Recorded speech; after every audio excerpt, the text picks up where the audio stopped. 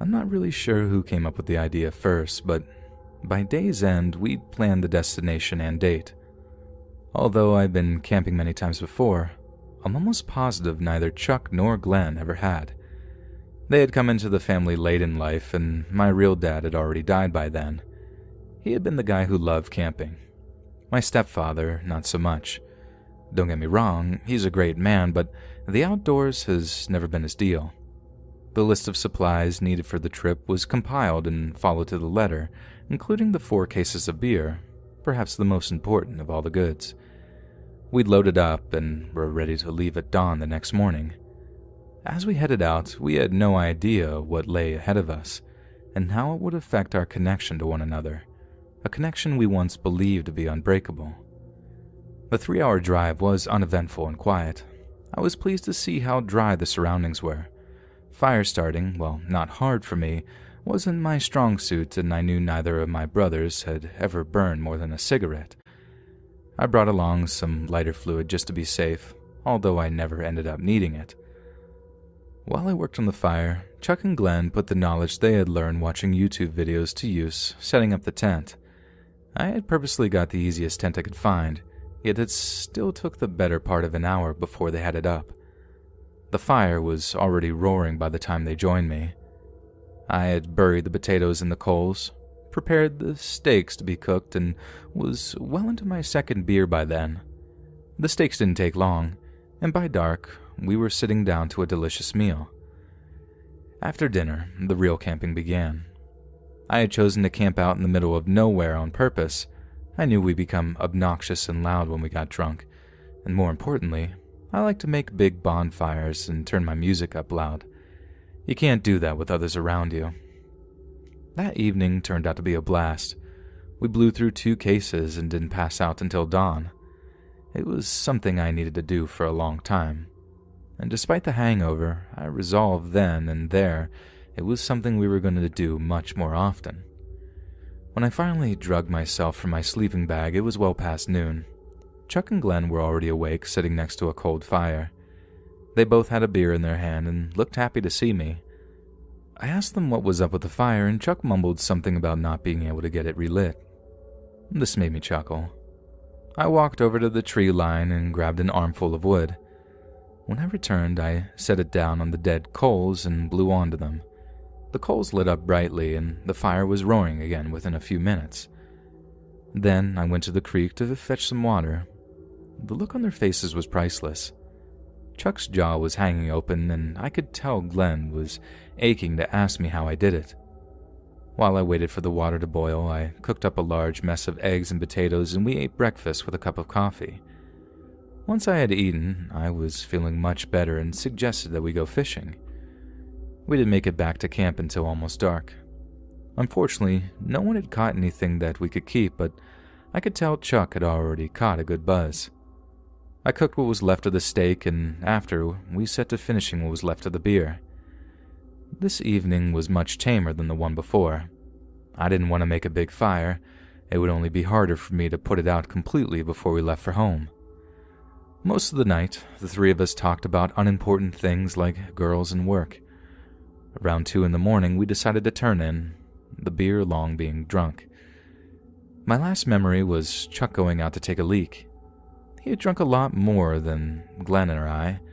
He fell several times trying to get out of his bag, but eventually made it out of the tent. I must have passed out just after that. The next thing I remember, the sun was already beginning to shine through the trees. I had to pee like crazy, so I fumbled my way to the zipper, trying not to wake the other 2. As I unzipped the tent, a weird burning smell, similar to burned meat, hit me. I figured one or both of the guys were already up and burning our breakfast. I looked behind me, and only Glenn was still asleep. Chuck must have been the one cooking, and he was terrible at it. I crawled out with a smirk on my face and a smart remark for him. I looked up expecting to see my brother burning food, but was met with a sight far more serious and horrible than I could have ever imagined. The fire was burned out, and Chuck was nowhere to be seen. The dawn was still too dim to make out the large object laying across the dead coals. I walked up, within a few steps, and was hit fully by the burning smell. Then all of a sudden, it hit me what I was seeing. Chuck was lying face down across one corner of the cold fire, and he wasn't moving. Without a second thought, I grabbed his body and rolled it over. All I could see was black and smelled the terrible burning. I began yelling for Glenn, and when he didn't answer immediately, I ran into the tent and shook him. He was reluctant at first, but when I yelled that Chuck was freaking dead, loudly in his face, he jolted upright and asked me to repeat it. All I could do was point toward the remnants of the fire and the horrible vision that the sun was making clearer by the minute. He flew from the tent in one quick motion and came almost face to face with the charred body of our dead brother. I stood behind him and silently with my eyes closed. Glenn fell to his knees and started wailing. At that second, I wanted to be anywhere but there. The sound of Glenn's haunting wails and the horrible smell permeating the air was worse than any nightmare I could have ever imagined. A cold breeze was blowing across me, and that was when I first realized that I had peed myself. It didn't matter, though. With every second, the sight became clearer, and I was too terrified to open my eyes. This was not the way I wanted to remember Chuck. I eventually crawled back into the tent and started crying myself. This continued for God knows how long, until I figured I should call 911 and let them know what had happened. They arrived about an hour and a half later. When the coroner left with his body, I summoned up the courage to come out. Glenn was speaking to one of the officers. The smell was still so bad, I began retching and retreated back to the tent. Soon after, another officer joined me inside the tent. We talked about the trips and events of the night before, nothing in particular. He left about 20 minutes later with the remaining officers. I began breaking down camp, and Glenn soon joined me. As we worked, nothing was said between us. I moved as fast as possible, hoping to soon be away from the terrible smell of my brother's burning flesh. Looking back on it now, I'll acknowledge that I may have looked a bit cold and uncaring. In my defense, I was the oldest and had the responsibility of notifying the rest of the family. I knew our mother was going to be crushed, and I wanted to tell her before she heard it from the news. When it comes to Glenn, I can't speak for how he was feeling or what he was thinking. No one has the right to dictate to another how to handle their grief, especially in a circumstance such as this. Telling Mom was as bad as I had imagined. She always wanted a large family. When Dad died, she thought her dream was over. However, when she met my stepfather and he mentioned adoption, she was overjoyed. Chuck and Glenn were actual brothers, about 2 years apart and in their early teens when Mom found them. Boys their age are usually hard to adopt out, but Mom had fell in love with them at first sight. I always considered them my blood, as did the rest of my family. Glenn and I stayed close to her for some time, knowing how hard Chuck's loss was on her. This was the first instance I began to get the feeling Glenn harbored suspicions towards me. Nothing was said, but I caught him watching me with his usual questioning look many times throughout that month. As the months passed and more questions began to be raised, many more than I care to mention here, I had always assumed Chuck had passed out or tripped or fell into the fire, killing him. He had been much drunker than us. However, when the results came back from the medical examiner, certain things were off. The bruises, for instance. Chuck's back was covered in them. The thing was, Chuck played rugby with some guys from school and had for many years. Also, his skull was fractured. A worrying sign for sure, but even the doctors were forced to admit that things like this happen in a fire. A skull bursts or cracks from the heat. Horrible facts to hear, I agree, but for some reason they have cemented the suspicions in Glenn's mind. No matter how hard I tried to show him this is the wrong time to be apart, he convinced himself I had something to do with our brother's death. I've had my own reservations towards Glenn and his relationship with Chuck, more than once. I saw them argue about something, but they stopped whenever I entered the room. I do have my own suspicions. Yes, but now is not the time to fracture the family. Our mother needs us more than ever right now. If she became aware of the distrust between us, it would not only break her heart, it may actually just kill her. For the foreseeable future, I'm going to do my best to bring us back together. If not for our mom's sake, perhaps Chuck's. On my own, I'm going to keep digging into the rift between the two brothers, and if it led to Chuck's death, even if it yields something terrible, truth that I may not want to be aware of, I owe it to him. After all, Chuck was my brother too.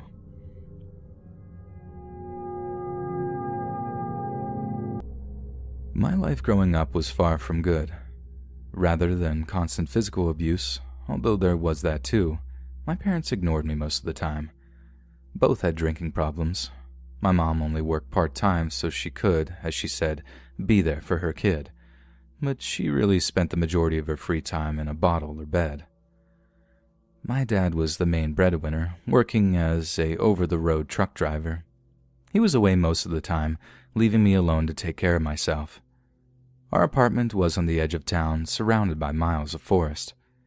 As long as I can remember, I was entranced by those woods. It wasn't long before I was spending my days exploring them. My love of nature only grew from there. I soon realized neither of my parents were paying attention to my comings and goings, so I began camping out in the woods overnight, here and there just to see if I'd be missed. But as I figured, I wasn't. From there, I began spending weeks at a time camping throughout the vast forest. We all know all good things must end, and one morning, I was caught walking out of the woods by my father. He just arrived back from time on the road. It was early, and he was livid to see his 12-year-old son walk out of the woods at 5 a.m. on a school day. In addition to tanning my hide, I got an earful from them both. This didn't stop me from returning, though. After laying low around home for a week, I waited for my dad to leave and my mom to drink. When I was sure she was asleep, I fled back to my real home. I would slip back early every morning prior to school without anyone noticing. It didn't take long for things to go back to the way they had been before. If I wasn't at school, I was out roaming the woods. I mentioned before I had a series of camps throughout the forest. Early on, I realized I was sharing my getaway with others. Among these interlopers were small groups of homeless people, probably way before I came along. They'd use the woods as a place to camp and drink, away from the prying eyes of the police and public. I made the mistake of staying in the same place too long on one occasion and almost got assaulted because of it. After that run-in, I moved my camps to the other side of the river. Some nights I would lurk in the shadows and watch them destroy themselves with drugs and drink. Many times, violence would break out, and this only reinforced my hate for them. I already saw enough of that at home anyway. As the months passed, I moved deeper into the vast forest, always looking for a new place to explore. Summer came, and with it, more homeless. It wasn't long before they had their filthy little camps all over the woods. However, at that point, I was still safe if I stayed on my side. I was the only person who knew where to cross. River or not, my paradise would be taken away from me, once and for all, by these very same people. One hot summer afternoon, I was down on the banks getting water. I'd heard voices off in the distance, so was keeping my eyes peeled. I'd retrieved my water and was returning back to my camp when I heard a group of people arguing on the opposite side. Curious, I hid and watched. There was a raggedy tent set up, and next to it, 3 men and 1 female yelling at one another. They were too far away for me to make out much of what was said. They all looked like they were drunk, swaying around while they argued. I stayed around for about 10 minutes when one of the men hit another over the head with a beer bottle. The man staggered and fell to the ground. I waited for the man on the ground to move, but he didn't. The assailant then picked up a big rock and threw it down on the man while the others just stood by and watched. He did this over and over, about 3 times, until he looked too exhausted to continue. I had to stifle a scream as I watched this horror unfold, and by now was too scared to move. The female then yelled something at the man and slapped him on the chest. He looked unfazed and instead just stared down at the mess he'd just made. After a minute of doing this, the others yelled something again at him, and they all ran away together. I could finally breathe, but still dared not move in case they returned. I stayed hidden for what seemed like hours before I decided they weren't coming back. I expected the man on the ground to get up, but now I know how stupid that was. I got the crazy idea in my head that I needed to get him help. Drunk bum or not, he was still a human, and I ran the entire 3 miles back to our apartment. For some reason, I was happy to see my father was home. I ran in, short of breath, and began yelling for my parents. I noticed them sitting together on the couch and ran up to them. My dad told me to shut up and then asked me what the matter was. I repeated the story of what I had just witnessed in the woods. Rather than getting help, my dad began yelling at me about defying him. My slurring mom soon joined in, and they both commenced chewing me out a new a-hole. The worst part was when my mother accused me of making up stories to get attention. I denied this, of course, but she wasn't listening. The rest went the way it always did. My dad pulled off his belt and strapped me across until I began crying, and he told me to shut up or give me something to cry about, as usual. It was clear to me the discussion was over. The man wasn't getting helped. After all, I was just a stupid kid. I crawled off to my bedroom and cried myself to sleep as I had done so many times. My retreats to the woods had ended. I couldn't leave the house without one of my folks, and going outside was out of the question. Not long after that, I was shipped off to live with my dad because I'd become too much for my parents to handle. I expected life to be much as it had before, maybe even worse. After all, there had to be a reason why my mother was so messed up. I kept my guard up for a long time, waiting for the first beating to come. Instead, I would be given a life I could have never dreamed of. Grandpa Mac turned out to be a loving and patient man, the exact opposite of any adult I'd ever met before. The first time he asked me what I liked to do, I was speechless. No one ever cared to ask. I swallowed the knot in my throat and told him of my love for nature. Expecting the usual laughing and mockery, I braced, but instead his face lit up. He spent the next hour telling me of all the great memories he had of camping with his father. I knew then I had become the luckiest kid in the world. As soon as the spring came, we spent every waking moment hiking the woods and parks throughout the country. The knowledge he passed on to me could fill a library full of books. Even though he's gotten too old for us to go out together, I still visit him on a regular basis and share all the amazing adventures I have been through recently. His body may be weak, but his mind is still as strong as ever. I owe that man more than I'll ever be able to repay, and he did everything just because he loved me. It still took me a good 3 or 4 years until I summed up the courage to tell him the story. Also, I expressed the guilt I felt for keeping it to myself all this time. I was unsure of how he'd react. At first, he sat quietly. A moment or two later, he sat up in his chair and hugged me tightly. This confused me, and when he let me go, I asked him what I should do. His advice to me was to contact the police back home and share the story with him. After that, the responsibility was out of my hands, and I didn't need to be guilty ever again. Once I contacted them, I washed my hands of the guilt. Now that I've grown up, I realize my parents were at fault. I did what I should have. If they chose to say nothing, it was on them. I went off to college, and upon my return at Christmas, Mac let me know that the people responsible had been found, although all but the woman were dead. She shared the location of the man's body with detectives. They wanted to thank me for coming forward and helping them to solve this case after all these years. And with that, I moved on, leaving that terrible part of my life behind me. Until recently, with the death of my father, which seems to have dredged up all these old memories, I've not thought of that part of my life in some time. My love for the woods and its creatures has grown into my livelihood. Now I get to travel all over, discovering and preserving the world's wild places before they are gone. Something I could have only dreamed of as a kid, trapped inside a run-down apartment in New Jersey. And without Mac's love, understanding, and teaching, none of it would have ever happened.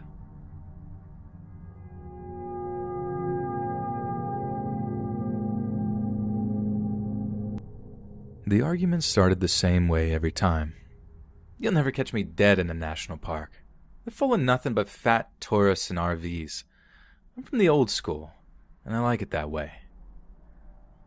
Old school was a kind description of how he camped. If it was made from anything other than canvas or leather, he considered it newfangled junk.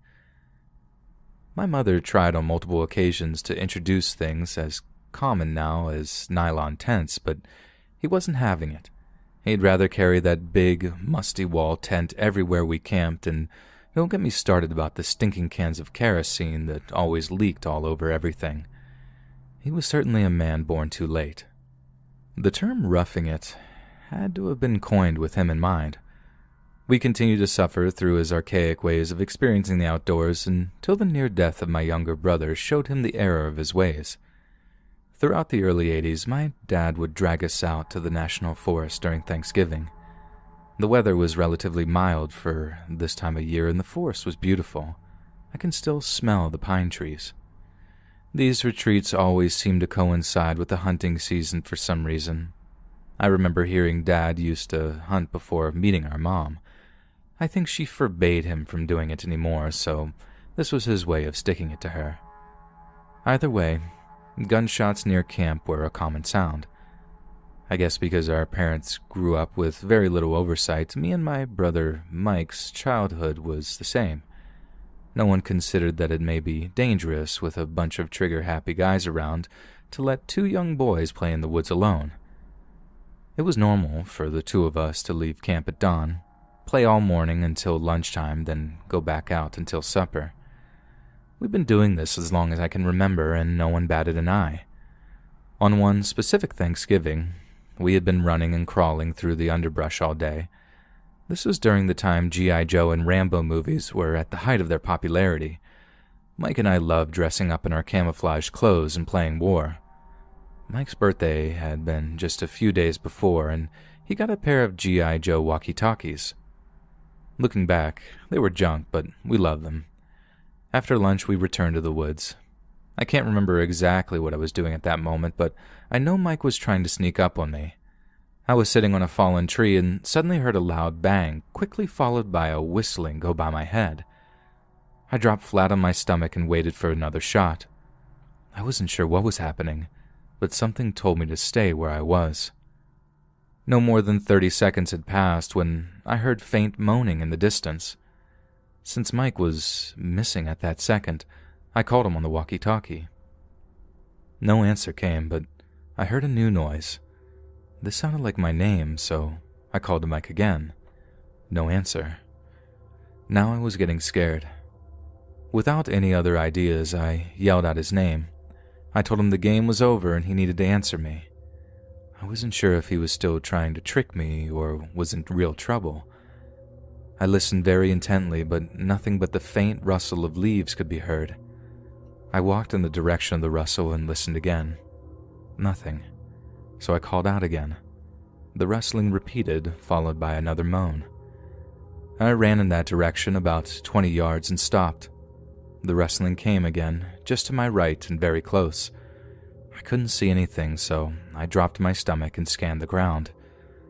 About 3 feet away, I spotted the bottom of a Nike. I knew it had to be Mike's. I ran to the bush he was laying under. The sight I came upon still breaks my heart to this day. There was Mike, staring up at me with a terrified look on his face. Just under his arm was a hole with blood pouring out of it. It shocked me, but I did my best to play it cool.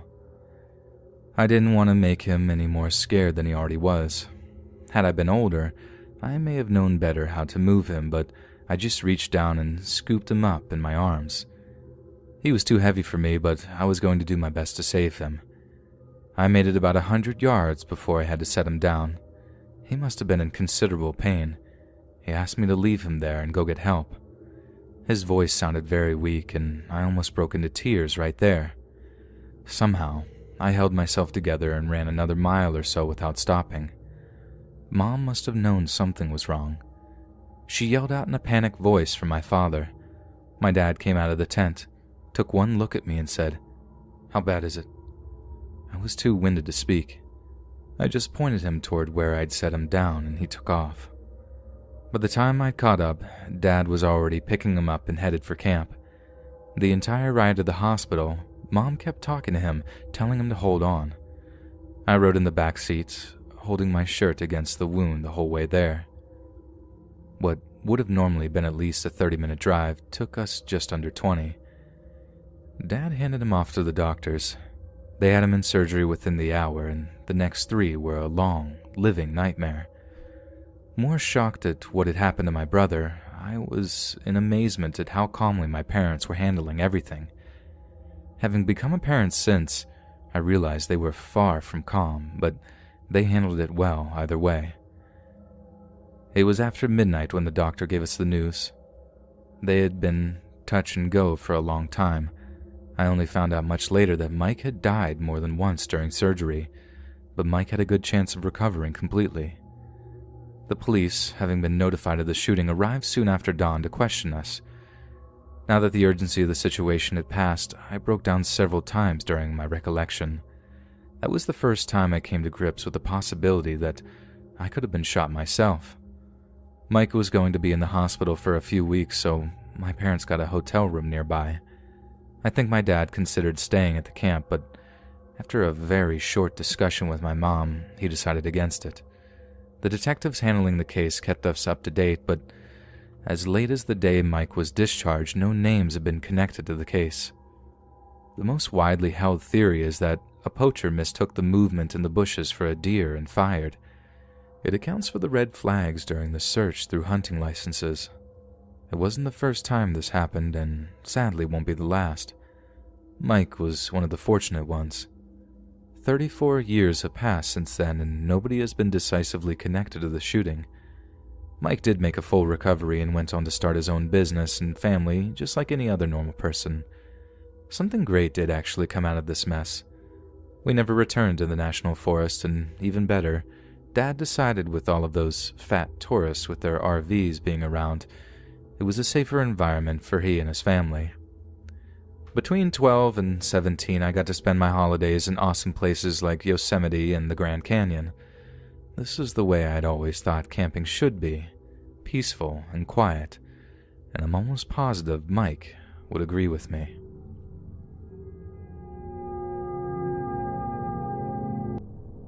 I'm 21 and a type 1 diabetic. When I was around the age of 5 and 6, I would go to this diabetes camp for daytime. My mom would drop me off during the day and pick me up around noon or so.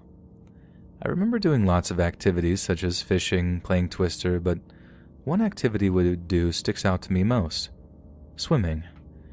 This sticks out the most because when I was going to camp around 5 or 6, there was a teen male counselor. I don't remember his name, so we'll just call him Jay.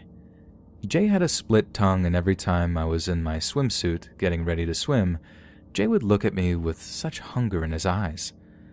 When I would walk past him as he would be sitting in a booth, he would always say how good-looking I looked and would wink at me. Jay would also try to get me to go places with him where no one was around. Now, when I was young, I didn't go off with anyone except for those who I knew. I was a shy, tiny child. One day, while me and my group were swimming, my counselor told me it was time to head inside. I was having a low episode, so I told her no. I am still very feisty when I'm low. And next thing I knew, I woke up in the camp infirmary. I had passed out in the pool from being low, and the lifeguard for the camp got me out and did CPR. When I was walking out, I saw Jay, and he asked me if she did mouth-to-mouth with me, and that it was hot if the lifeguard did. When my mom got me that day, I told her I didn't want to go back to the camp because I felt homesick. Yes, I did lie. But I felt that if I told her the truth, she wouldn't have believed a kid over an adult. Flash forward to 2019, I told her everything, and she apologized for those things happening and asked why I didn't tell her. And I just told her I was too afraid that no one would believe me.